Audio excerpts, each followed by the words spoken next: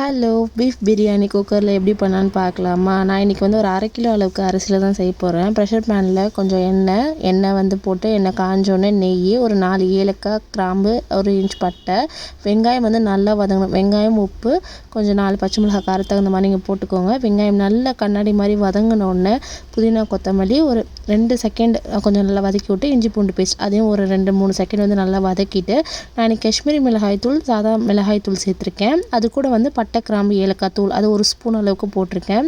நான் பீஃப் வந்து ஏற்கனவே வந்து ஒரு 3 விசில் ஹை ஃப்ளேமில் இஞ்சி பூண்டு, மஞ்சத்தூள், உப்பும் போட்டு வேக வச்சு எடுத்து போட்டிருக்கேன்.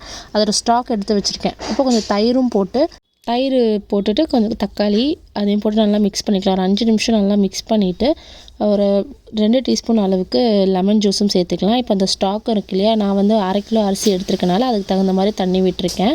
ஸோ 1 கப் பாஸ்மதி ரைஸ்க்கு 1.5 கப் அளவுக்கு நீங்கள் தண்ணி விட சரியாக இருக்கும். ஒரு 1/2 அன் ஹவர் ஊற வச்ச பாஸ்மதி ரைஸையும் போட்டு ஹை ஃப்ளேமில் ஒரு 2 விசில் நீங்கள் எடுத்துட்டிங்கன்னா லாஸ்ட்டில் நெய் போட்டு நம்மளுக்கு சூப்பரான பீஃப் பிரியாணி சூப்பராக ரெடி ஆகிடும். ஸோ கண்டிப்பாக ட்ரை பண்ணி பார்த்துட்டு எப்படி இருக்குன்னு சொல்லுங்கள். பாய்.